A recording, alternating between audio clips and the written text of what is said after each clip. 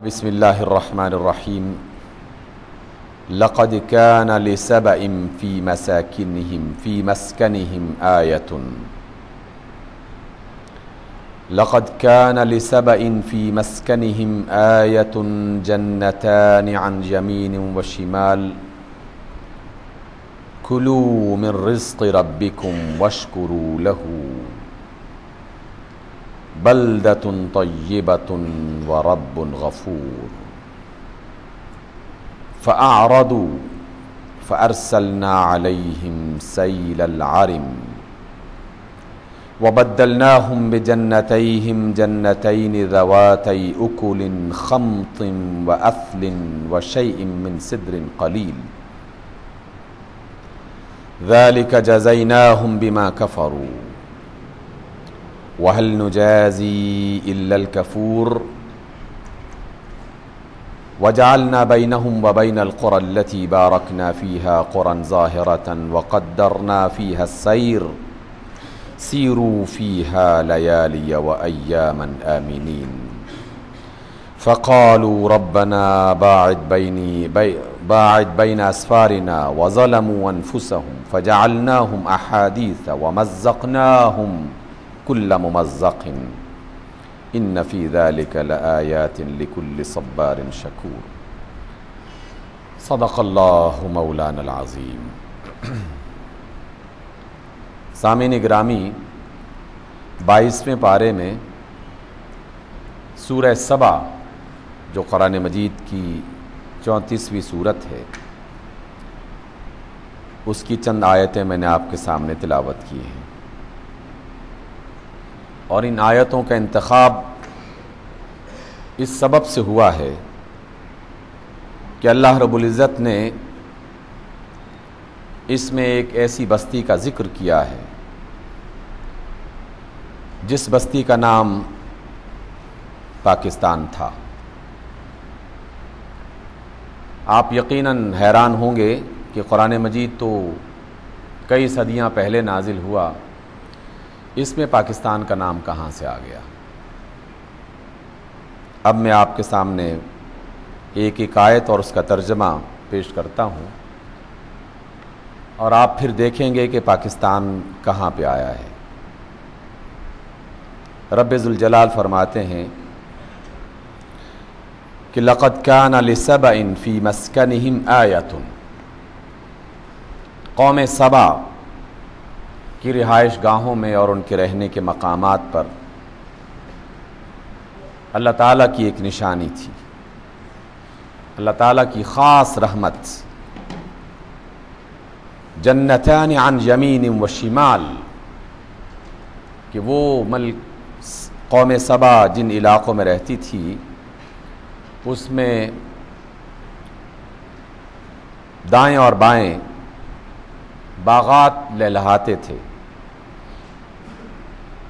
دو بڑے باغات کا ذکر ہے، لیکن کئی مفسرین نے یمین اور شمال یعنی دائیں اور بائیں کا تذکرہ کرتے ہوئے کہا کہ اللہ تعالیٰ کا مقصد یہ ہے کہ ایسی سرزمین اور علاقہ کہ جس کی زمین زرخیز، جس کے باغات لہلہانے والے، کلوا من رزق ربکم، اللہ تعالیٰ نے انہیں یہ زرخیز زمین اور باغات عطا کرنے کے بعد یہ کہا کہ اپنے رب کا رزق کھاؤ، اس کو استعمال کرو.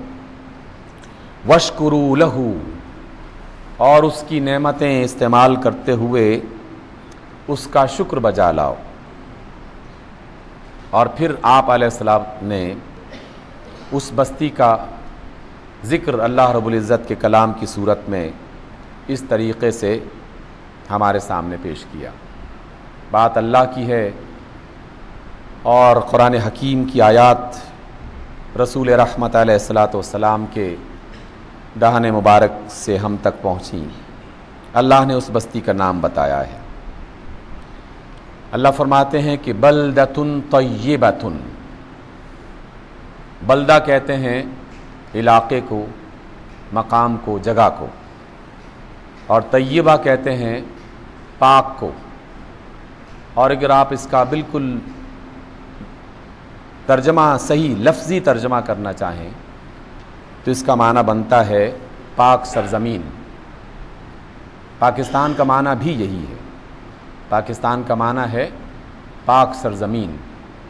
قرآن میں کہا گیا ہے کہ بلدۃ طیبہ، ایک پاک سرزمین انہیں عطا کی گئی تھی قوم سبا کو، جس میں باغات لہلہاتے تھے، زمین زرخیز تھی، اللہ کا رزق فراواں تھا، اور اللہ نے ان سے کہا تھا کہ یہ تمہارا رزق تمہارے رب کی طرف سے تمہیں دیا گیا ہے، اس کو خوب استعمال کرو، لیکن اپنے اللہ کو فراموش مت کرنا، اس کا شکر بجا لانا۔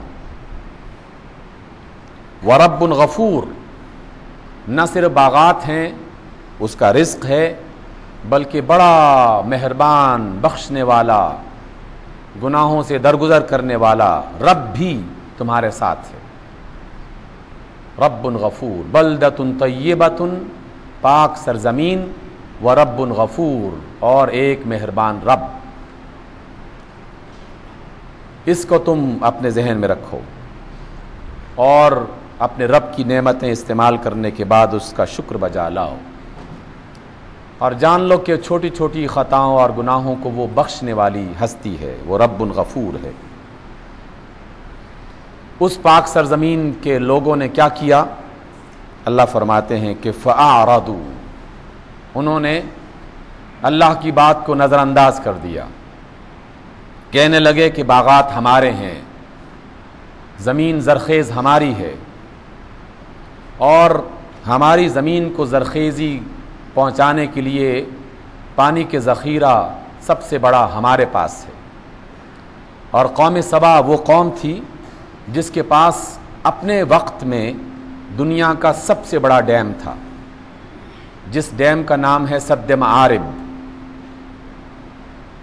اللہ رب العزت نے اس بہت بڑے ڈیم کو، جس میں ان کا پانی ذخیرہ ہوتا رہتا تھا، جس پر وہ بڑا فخر کیا کرتے تھے، اور باغات چاروں طرف اس قدر زیادہ کہ دور دراز سے لوگ اس علاقے میں کچھ وقت گزارنے کے لیے، سیر کرنے کے لیے آیا کرتے تھے۔ بعض تفسیر کی کتابوں میں لکھا ہوا کہ بلدۃ طیبہ، اس پاک سرزمین کو اللہ تعالیٰ نے ایسی نعمتوں سے نوازا تھا کہ پانی کی فراوانی، رزق کی فراوانی، حتیٰ کہ موسم بھی ایسا خوبصورت اور اچھا کہ جس میں کم سے کم لوگ بیمار ہوتے، بیماریاں بھی بہت کم۔ یہ نعمت اللہ رب العزت نے انہیں دے رکھی تھی، لیکن اللہ فرماتے ہیں کہ رزق زیادہ جب ان کے پاس آیا، انہوں نے اللہ تعالیٰ کی بات کو نظر انداز کرنا شروع کر دیا۔ کہا کہ اللہ کون ہوتا ہے؟ ہم خود اپنی زمینوں کے مالک، اس کو آباد کرنے والے، سارے مال ہمارے ہیں، ہماری نعمتوں کا زوال نہیں آنے والا۔ فَأَعْرَضُوا، انہوں نے اللہ کی بات کو بالکل نظر انداز کر دیا، منہ پھیر لیا، اور کہا کہ ہم نہیں مانتے۔ پھر کیا ہوا؟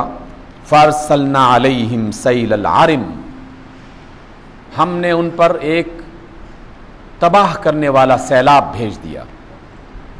وہ سد معارب، وہ بہت بڑا ڈیم جس میں ان کی زندگی تھی، ان کے مویشیوں کی زندگی تھی، ان کی زمینوں کی زرخیزی تھی، ان کے باغات کی زرخیزی تھی، اللہ تعالیٰ نے اس ڈیم کو تباہ کر دیا، اور وہی پانی ان کے لیے ہلاکت خیز سیلاب کی شکل میں طوفان بن کے آ گیا۔ اور پھر ایسا طوفان مچا کہ ساری کی ساری بستی بالکل تباہ ہو کے رہ گئی، سارے باغات فنا ہو گئے، ساری زمینیں زرخیزی اس کی ختم ہو کے رہ گئی۔ اور اللہ فرماتے ہیں کہ وَبَدَّلْنَاهُمْ بِجَنَّتَيْهِمْ جَنَّتَيْنِ ذَوَاتَيْ أُكُلٍ خَمْطٍ وَأَثْلٍ وَشَيْءٍ مِّن سِدْرٍ قَلِيلٍ، ہم نے اس بستی کو، اس پاک سرزمین کو جس میں باغات لہلہاتے تھے، اس طرح بدل دیا کہ اب وہاں پر سرسبز باغ نہیں تھے، بلکہ جھاڑیاں اگ گئیں، اور ان جھاڑیوں میں بھی کوئی اچھا ذائقے دار اور انسان کو غذا فراہم کرنے والا کوئی پھل نہیں تھا، بلکہ کڑوے کسیلے پھل ان جھاڑیوں میں نکلنے لگے۔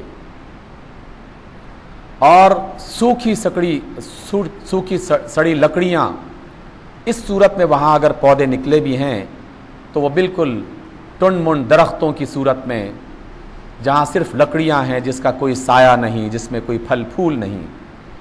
ہم نے اس سرزمین کو اس طرح بنا دیا، باغات کو تباہ کر کے درختوں کو جھاڑیاں بنا کے رکھ دیا، زمین کو بالکل زرخیز بنجر بنا دیا۔